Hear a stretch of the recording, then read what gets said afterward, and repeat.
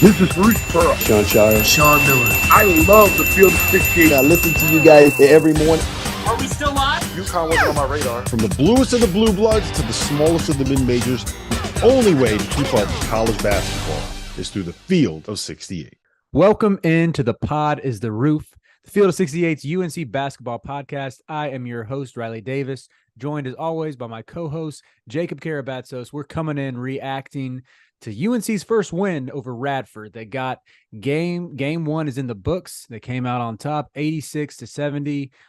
Some good, some slightly concerning, but ultimately it's nice to get a win that we were able to pull away late and turn it into somewhat of a blowout. I wouldn't say it's a full-on blowout because Radford played competitive really until probably about the 15-minute mark in the second half when UNC was able to impose its will. But JK, how are you doing tonight, man? How'd you enjoy the game? What'd you think? I texted you in the first half and I was like, breaking news, UNC still doesn't try on defense. And it was a frustrating first half. The second half looked like a completely different team. And I am mindful of the fact, could they have been more dominant? Yes, but they won by 16. It's not like they were 30-point favorites. They were 18.5-point favorites. So they won by about what Vegas expected them to. Right. And Radford has some really quality guard play, like they do. And unfortunately for UNC, that's kind of always the Achilles heel is guards that can make shots. So it kind of sucks, but before we get into it, got to show off our merch for the day. I'm rocking the UNC crew neck. Riley, what you got on? Yeah, I got to say the first thing I said when I got on this call was it's a fire crew neck that Jacob's wearing. Nice little gold color. You don't see that very often, but it looks great with the Carolina blue on it. I love that it's a little unorthodox. I'm rocking a 2017 national champion shirt. It's Manifestation. Yeah, right. It's kind of my it's usually my lucky UNC shirt. I wore this. I don't think I washed it for like a month and a half in 2022 when Carolina went on their run. Washed it after the national championship. But, we still wear it. So it's pretty beat up. But yeah, hopefully eventually we can get another national championship shirt to kind of replace it in the rotation. But yeah, but anyway, like you said, Radford, a lot of good guards.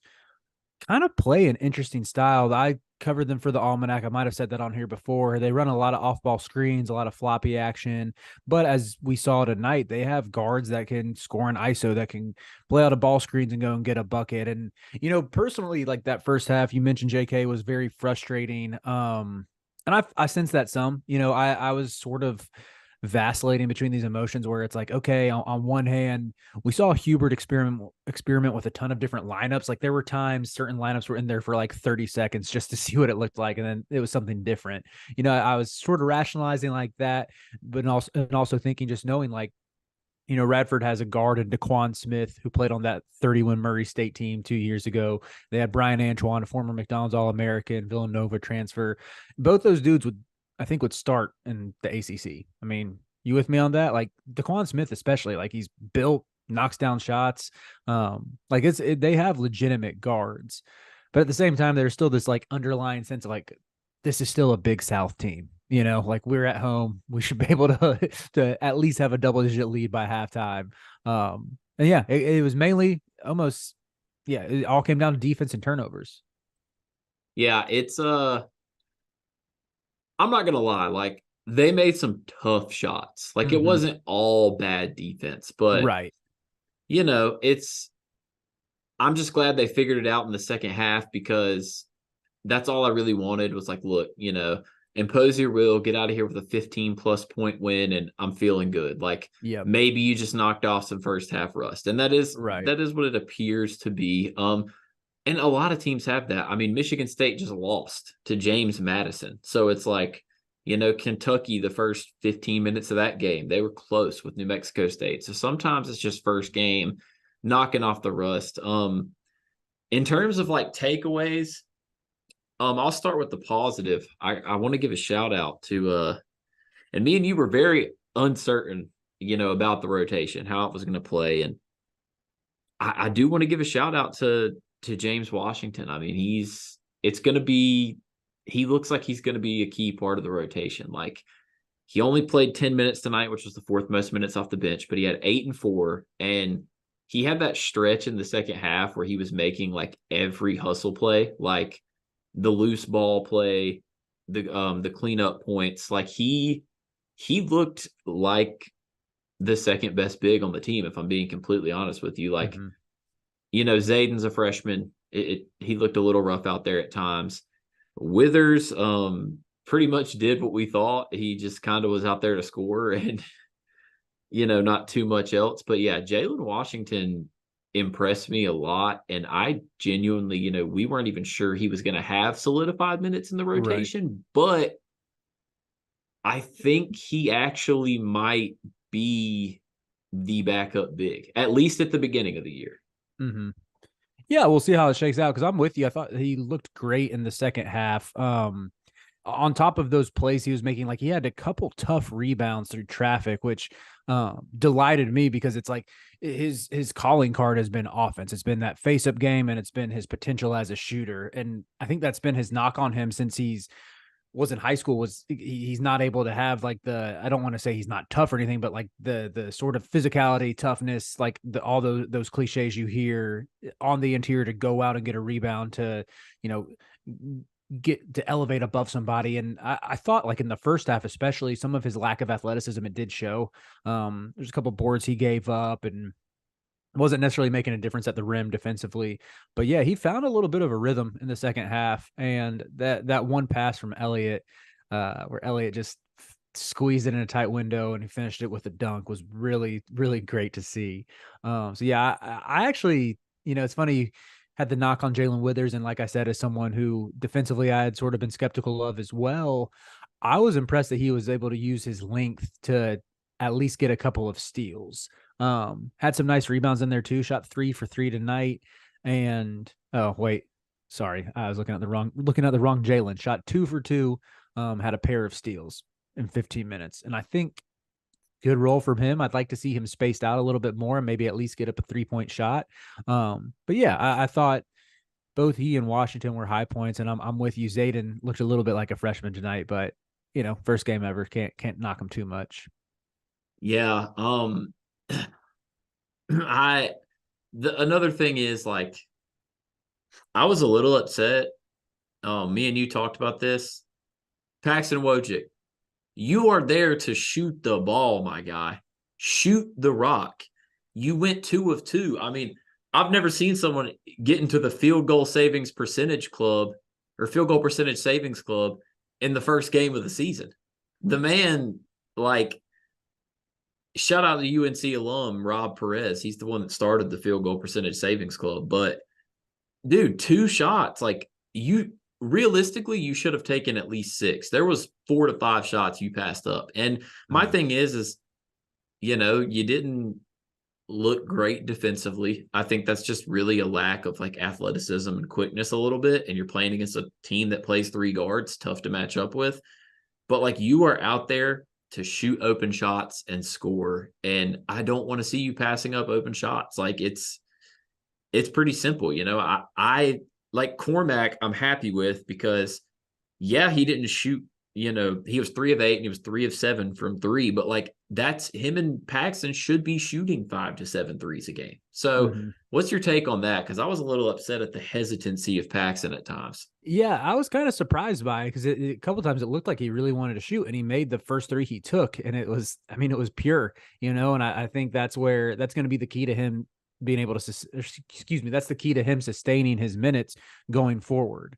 Some of his team defense and positioning I thought was good and everything, but yeah, he's going to struggle. He's probably going to struggle some against more athletic guards and those teams that have multiple guys who can take your wings off the bounce, that type of stuff. Which, somewhat common. So that's where, yeah, I'm with you. I would have liked to see a little more. I don't know if it's confidence. I don't know if it's just overthinking it or not wanting to mess up. Like, again, I don't want to analyze. I can't be in his head and know what he's thinking, but yeah, just passing up a couple of the threes surprised me a little bit. Yeah, I just thought, it's first game of the season, early days, but me and you have talked about this on numerous occasions on this pod. It's a weekly occurrence, but they simply looked better when Cadeau was out there. Like most of that stretch of the early second half when Cadeau was on the court, was kind of when they broke away. He started pushing the pace, and he's so quick when he running pick and rolls, and his first step to get by guards. And he only had 5 points, but he was kind of getting to the mid-range spots whenever he wanted to. And then, there was a couple passes where you're like, oh my God, this dude's vision is insane. And running the break with him is just so clean. I mean, I went away from that game thinking there's just no way that Elliot Cadeau is not a starter. I'm sorry. I guess we can get to this with some of the concerns. I'm not ready to go negative yet. I kind of see his defensive struggles were pretty pronounced in the first half. Yeah, that's true. Even in the second half, there were times where I'm like, dude, how are you on your guy's hip again? Some of that, it's it is his first game ever. And as they said on the broadcast ad nauseum, he should be in high school. So, you cut him a break there. And but he got some really good shots. Like you said, mid-range, his three. Even the 1-3 he attempted, I thought he looked a little bit hesitant on, and I don't know. Again, it's probably a combination of first game jitters or even just the pressure situation. Coming into a situation of a team that didn't make the tournament last year and finding itself in a back and forth game against a mid-major. I could see how maybe the pressure gets the guys a little bit. But I think those shots are going to fall eventually, sooner rather than later. But yeah, defensively, I think is the big thing with. Both the bigs and the guards really need to improve their positioning when it comes to the icing ball screens that Hubert, I think, wants to run. Seemed can't say for sure, but it seemed like at some point in the first half, he abandoned that and went almost strictly to switching 1 through 5, which yielded some mixed results. Yeah, we can get to that with the concerns, but I did also want to mention Harrison Ingram as someone who, again, I thought was really impressive. I know he missed some free throws, which was a bit frustrating, but knocked down 2 threes, had another corner 3 that rimmed out, looked like it went halfway down. Good tenacity on the glass. And honestly, I thought most impressive, he had some really good looking drives. He had a left-handed, I think he might've had multiple left-handed finishes. And, Radford, they play those 3 guards. They have a smaller perimeter unit, but they have some legit size in the front court. They got a couple dudes who are 6'8", 6'9", 6'10". So it wasn't just Ingram was bullying these guys. It's a team that has some decent size in the front court. Yeah. My take on Ingram from that game was that I have nothing bad to say. Yeah, he shot 4 of 9 and 2 of 5, which 40% from 3 is fine from him. If he's going to give us 40% from 3, that's great. My takeaway though was he didn't take a bad shot, and every shot looked good. Every shot looked like it had a chance to go in, and he really did impress me.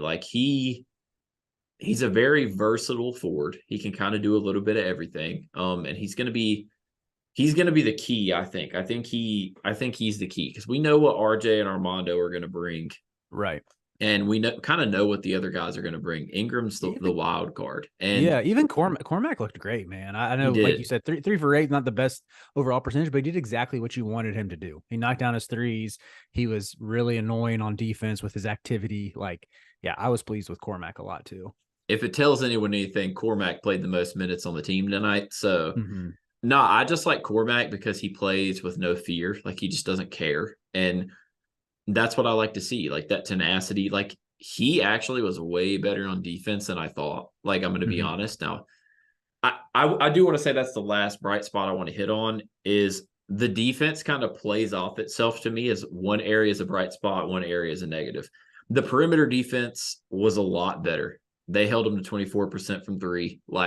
The approach on screens was a bit different. It kind of got him abused inside, which kind of hurt. But instead of going under, they aggressively hedged on a lot of screens, and Radford's guards kind of just went downhill and took mid-ranges. And that's why they shot, 23 of 45 inside the arc, which is the concerning part that plays off of the good perimeter defense. But I feel like that's more of a communication thing, like help weak side that'll get better as the season progresses. I would rather, like, if we're going to lose, give a bunch of twos. I'm tired of seeing us get absolutely annihilated from the perimeter. So that was a bright spot. You know, the perimeter defense was an improvement through one game. I will say that. Yeah, I'm with you. I think, like, I'm not going to say that any of the defensive concerns we talked about even a few weeks ago are gone. I still feel like, top 30-ish defense is probably the ceiling for this team. But I wouldn't say I'm panicked about giving up 70 points to Radford. Like we've hit on, they have good guards that can create on their own, create for their teammates. And yeah, I think some of it is communication, and that Hubert and the staff will be able to iron it out. We'll see, more ball screens get forced sideline to sideline, and hopefully some more turnovers forced as well. That was one thing where I feel like we didn't see the same level of like active hands from Ingram and some other guys. I would give any knock on that. Seth Trimble looked awesome. I mean, he kind of picked up right where he left off and was like just a pest on ball, which was great to see. And I think that's going to get him a role. I think that's going to get him on the court, especially when we need to stop late. Okay, I know we're sort of getting into concerns, but I did want to ask you one question on a positive side. What did you make of the bench usage and just the rotations and the minute distribution overall? I genuinely was surprised when Zayden and Cadeau not, but Zayden being the second guy off the bench was surprising. I'm not going to lie.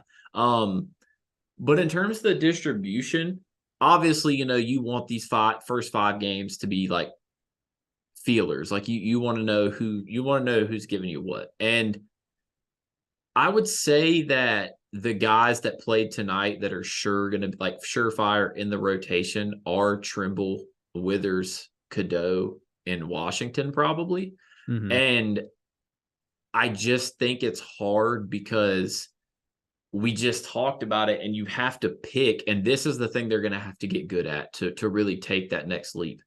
They have to pick their units wisely, because if they run that Paxson unit that they ran tonight to start against a good team, they're probably going to get burnt.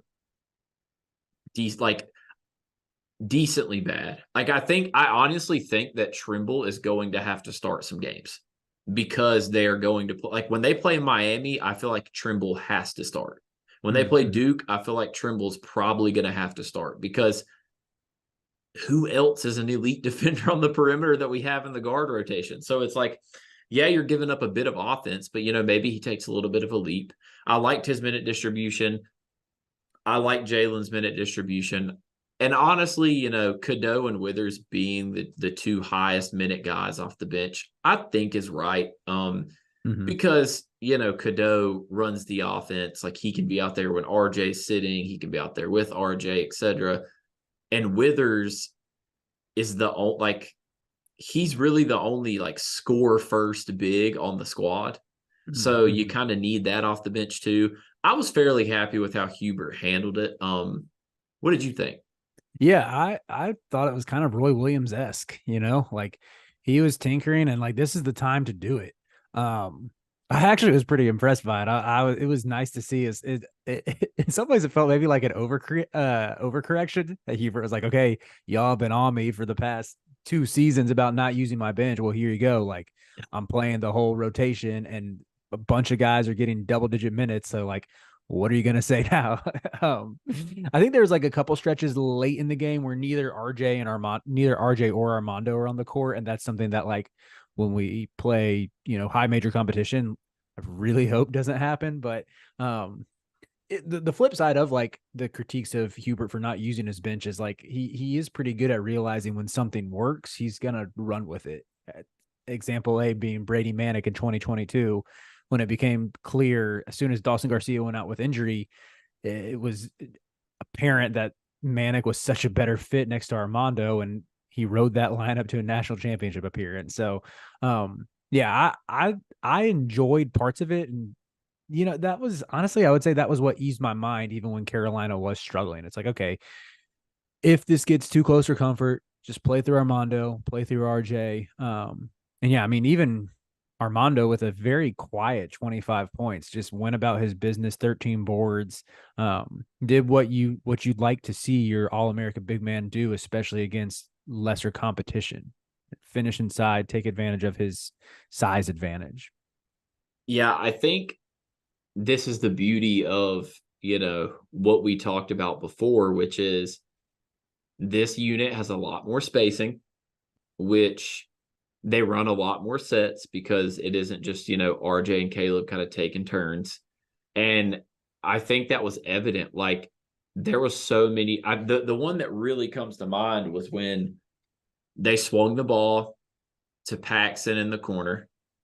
He ball faked back to the wing, and then Armando was one-on-one on the block, got the ball, one power dribble, layup. Mm-hmm. Like, they were Mm-hmm. actually able to give him good entry feeds in one-on-one situations, whereas at times last year he caught the ball in traffic or he caught the ball in double teams, not near as much space. So that was great to see. Like, it's going to be key for him and this team to be able to exploit those one-on-one matchups. Like, you look at a team like Purdue, Edey gets one-on-one matchups all the time.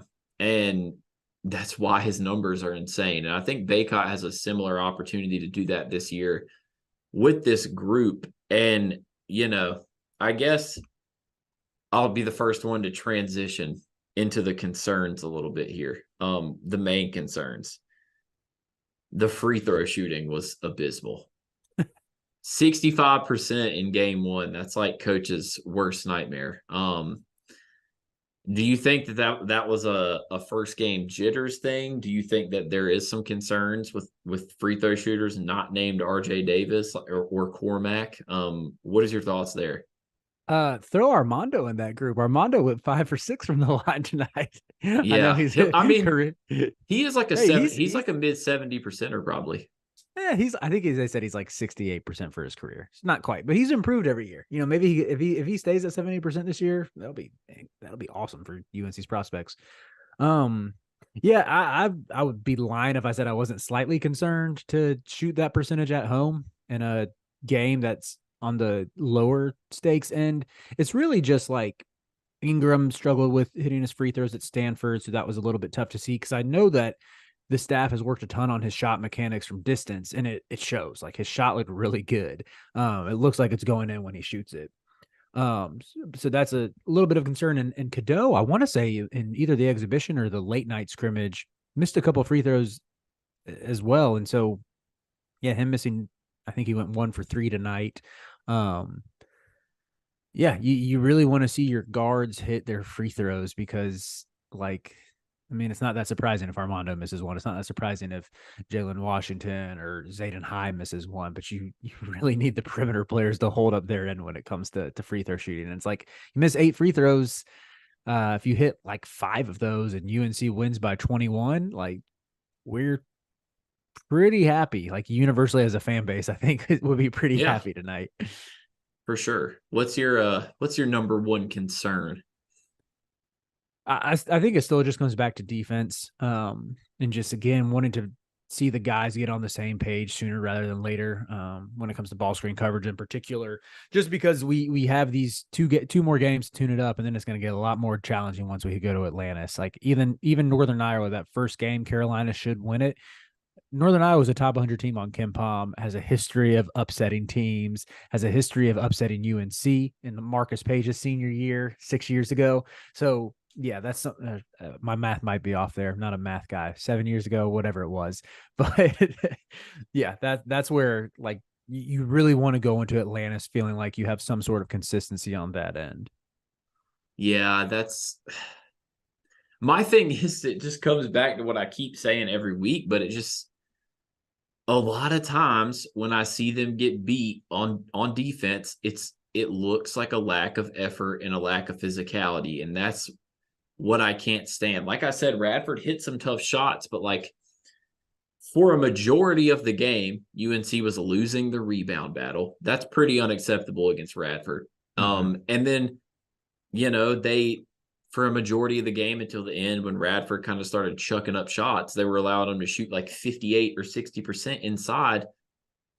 you're bigger than them. They do have some size, but like we are bigger than them. And you allow them to abuse you inside the arc like that. That to me comes down to physicality and effort. And that is concerning because when you start playing the teams like you're going to play in Atlantis, when you start playing Tennessee, when you start playing conference play, you're going to get bullied if you're not physical. And that's kind of been a problem here for the last couple of years. Even the year they did make a title run, like they just don't play with enough physicality. Like I would love to have a UNC team that goes out there and plays like a Houston team. Is that ever going to happen? Probably not, but you don't have to be that aggressive. They're obviously an outlier, but just show me some moxie, show me some bravado, like give me some muscle. Like even Armando, sometimes I'm just like, yeah, he gets in good position most of the time for rebounds, but sometimes I watch him in the paint and I'm like, you could have put a body on that guy and you didn't. It's just like, that's the thing I want to see, man. Just don't get pushed around the court. Like don't get bullied. Yeah, the rebounding was a little bit concerning aside of Armando. I thought Armando held up his end, but Harrison had some good boards here and there. But yeah, it felt like every time they got an offensive rebound, they were able to kick it out for a wide open three. It happened on like the very second play of the game. UNC played great defense. They forced a contested shot.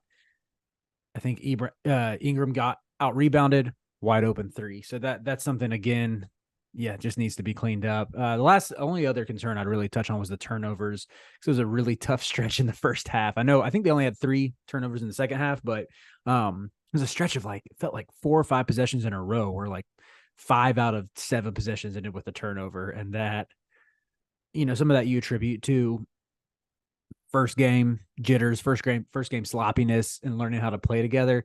But yeah, that's something that'll definitely be interesting to monitor because this offense did show it has a ton of potential to be a more high octane attack. This is where I'll even end positively. You look at even the offense this year, playing against a comparable opponent to last year when Carolina played UNC Wilmington. I would say Radford and Wilmington are 2 of the better mid majors. Both will be probably a top 120, 130-ish team on KenPom when it's all said and done to get a double-digit win. Yeah, you take that. But yeah, even thinking about the game 1 last year when Wilmington just clogged the paint and UNC couldn't do a ton against it. So that's where I'm kind of thinking like, hey, I'm just happy that we have a good offense. I think at least. I think it'll keep improving. Yeah, that's the positive I want to end on is the pace was great. Like they really did push the pace again. They really did run a lot of secondary break stuff, which we saw in the exhibition and we heard happened in the scrimmage. So that was promising to actually see them get out and push the pace. But that also ties into the rebounding negative because if you're pushing the pace, your guards are most of the time not crashing. Most of the time. Like they're waiting for a leak out, and then you're pushing the tempo.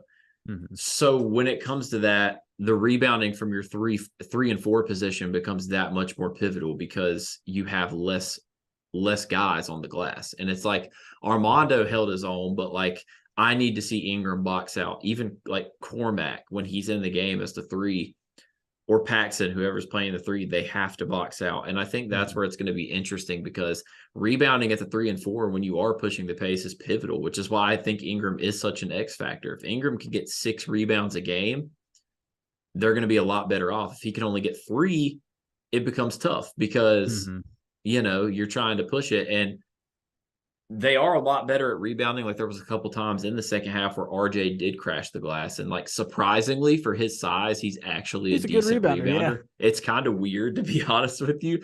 But when he wasn't crashing and you had him and Cadeau kind of leaking out at like the wing spots and waiting for the outlet pass, that's where it got a little bit, because that's why there was open threes because they're leaking. You give up the rebound, they're way out of position, kick it to their guy in the corner who relocates, and now you have an open look. So that's going to be the key. Like I want to see more physicality on the glass from everyone not named Mondo, but I am excited.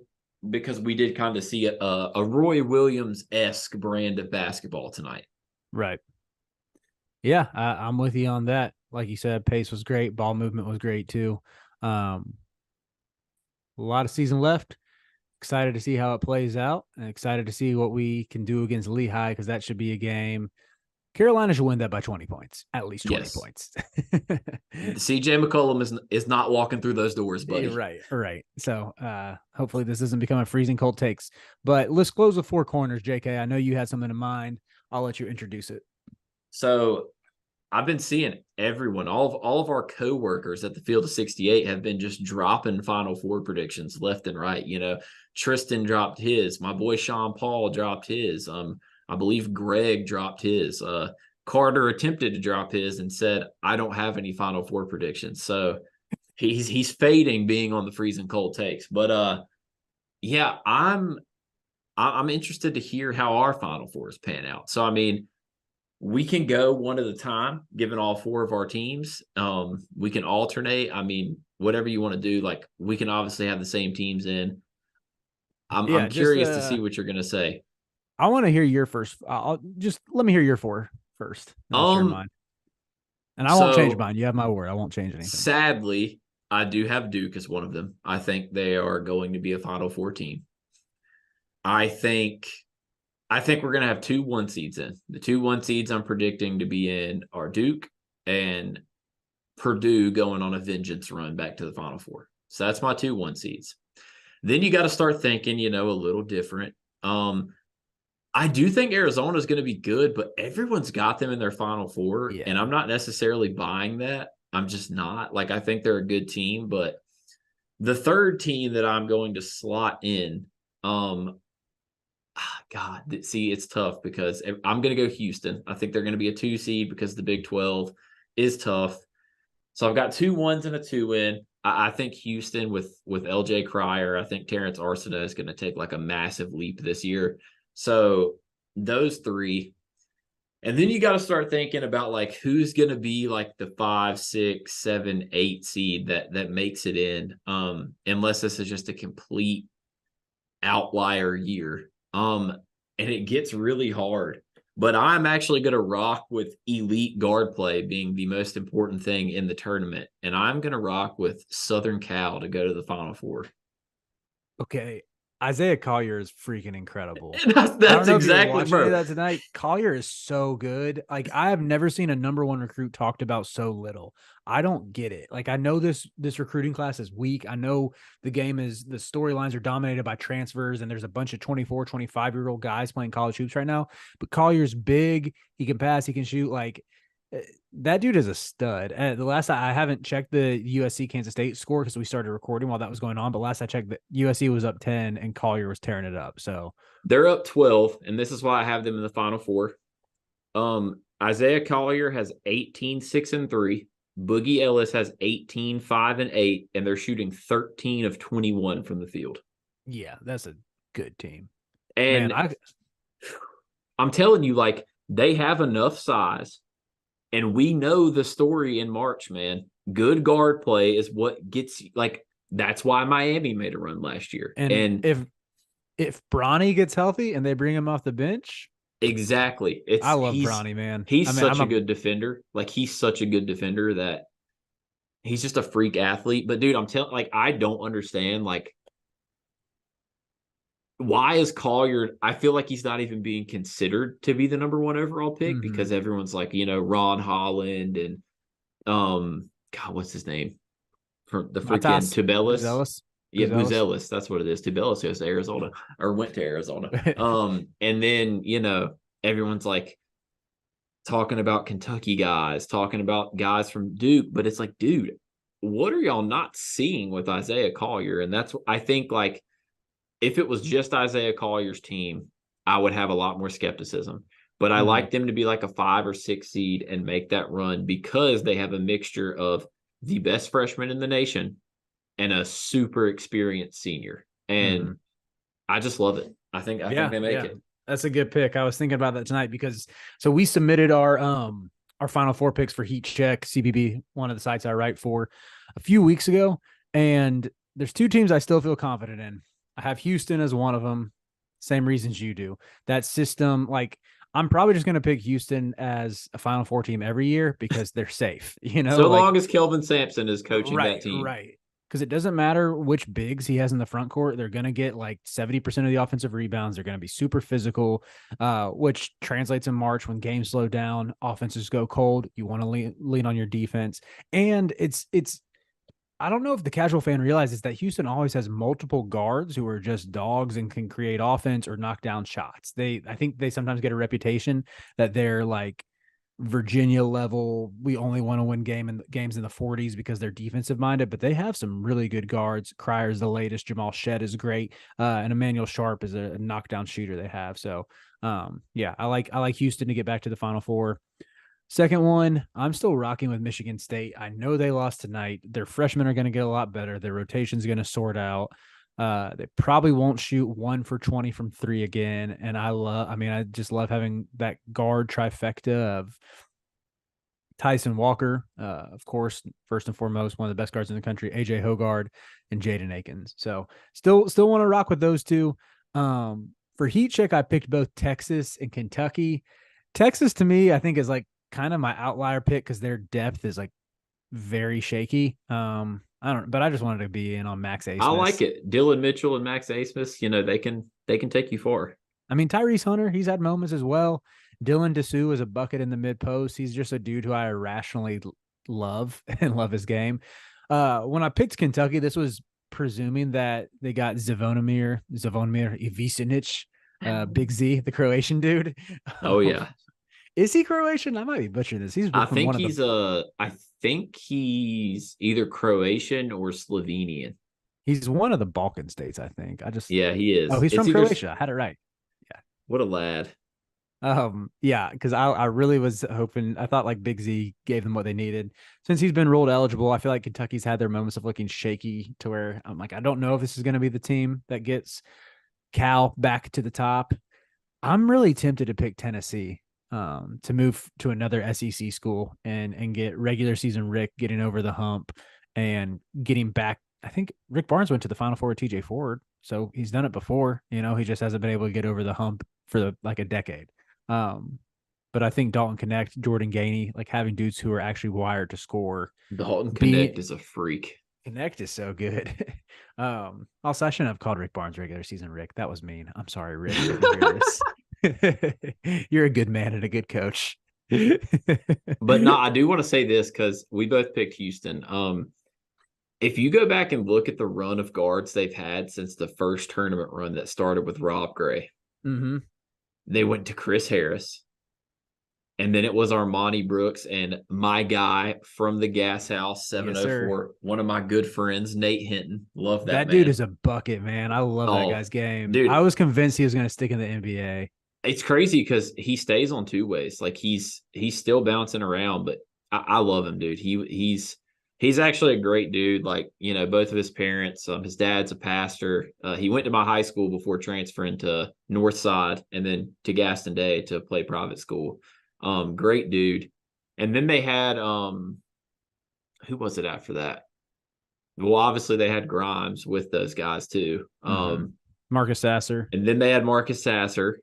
And now they have Shedd and Crier. It's like, dude, these guys always have these freaking guards that just don't go away, and they're freaking good. And I'm telling you, DeJon Jarreau was the one we forgot. Deaky Giroux. That's what they used to call him. He was like weird. He had such a weird build. He was like 6'7" and like long.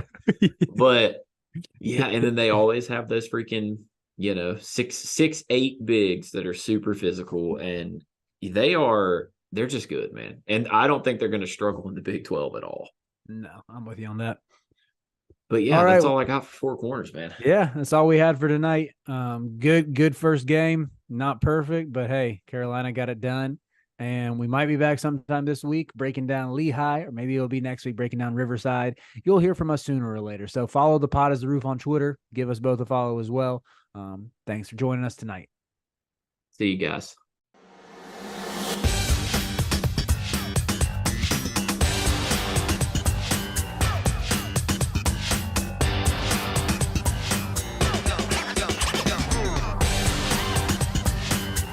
This is Bruce Pearl. Sean Shire. Sean Miller. I love the Field of 68. I listen to you guys every morning.